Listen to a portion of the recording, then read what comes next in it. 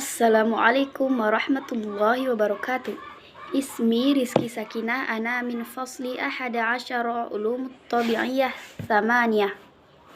Hasanan sa'asyara'an adadun wa ma'adudun. Bilangan 3 sampai 19.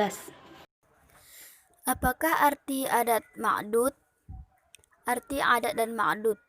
Adat adalah hitungan atau bilangan, sedangkan ma'dud adalah sesuatu yang dihitung. Sebagai contoh, ja'a rajulun wahidun. Rajulun adalah ma'dud, sedangkan wahidun adalah adat. Misalnya dalam kata bahasa Indonesia yaitu 2 pulpen. 2 adalah adatnya, sedangkan ma'dudnya ialah pulpen. 1. Bilangan 1 dan 2 mengikuti penyebutnya dalam muzakkar atau muannas. Contohnya, kitabun wahidun, buku 1. Supaya enak kita mengartikannya satu buku. Dibalik ya teman-teman. Kitabani isnani, 2 buku. Jadi kita sebutkan dulu angkanya dalam mengartikan kalau ke bahasa Indonesia. Tapi dalam bahasa Arab kita sebutkan dulu bendanya baru angkanya. Contoh yang kedua, kita masuk ke muannas. Sayyaratun wahidatun, 1 mobil. Sayyarotani isnatani, 2 mobil. Jika kata bendanya muannas, maka angkanya harus muannas.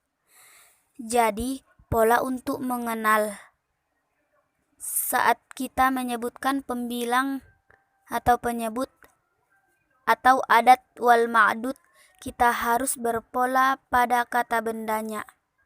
Seperti sayyaratun wahidun, kita harus berpola pada sayyaratun. 2. Bilangan 3 sampai 10 penyebutnya terbalik dari pembilangnya dan harus berbentuk jamak. Jika penyebutnya muzakkar, maka pembilangnya harus muannas, dan jika penyebutnya muannas, maka pembilangnya harus muzakkar. Dan muzakkar serta muannas penyebutnya dilihat ketika lafaz itu dalam bentuk mufrad. Sebagai contoh, salasun muslimatin, 3 muslimah. Apa bahasa Arabnya 3 muslimah?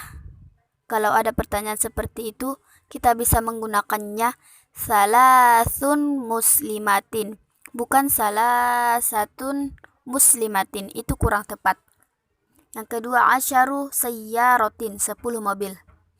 Jadi, kalimat angka adat ma'dud yang mengandung 3 sampai 10, kita menggunakan kalimat terbalik. Jika adatnya adalah muzakkar, maka ma'dudnya harus muannas. Jika ma'dudnya muannas, maka adatnya harus muzakkar.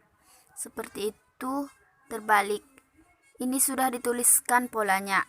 Salasun muslimatin, 3 muslimah. Asyarun sayyaratin, 10 mobil. 3 bilangan 11 dan 12, maka penyebutnya harus mufrad dan dibaca nasab. Salah satu tanda nasab adalah fathah. Bila penyebutnya muzakkar, maka pembilangnya juga muzakkar, dan bila penyebutnya muannas, maka pembilangnya juga muannas. Sebagai contoh, muzakkar, ahada asyarah tilmizan, 11 murid. Yang kedua, isna asyarah tilmizan, 12 murid. Oke, polanya sama, muzakkar, muzakkar. Contoh yang kedua, muannas, ihda asyarata tilmizatan, 11 siswi. Yang kedua, isnata asyarata tilmizatan, 12 siswi.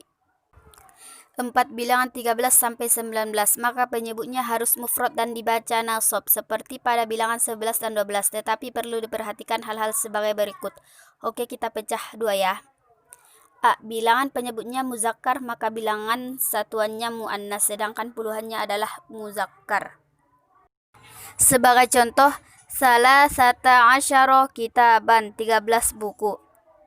Umpamanya, apa bahasa Arab 13 buku? Maka jawabannya salasata asyara kitaban. arba'ata asyara ustazan, 14 ustadz.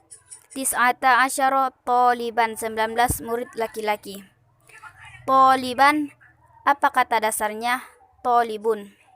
Ustazan, kata dasarnya ustazun. Tis'atan, kitaban, kata dasarnya kitabun. Oke. B. Bila penyebutnya muannas, maka bilangan satuannya muzakkar, sedangkan puluhannya muannas. Lihat seperti ini. Salasa adalah bilangan satuannya apa? Bentuknya muzakkar. Asyarota bentuknya muannas. Sayyarotan bentuknya nasab. Tanda nasab apa? Nasab tandanya yaitu fathah atau fathatain.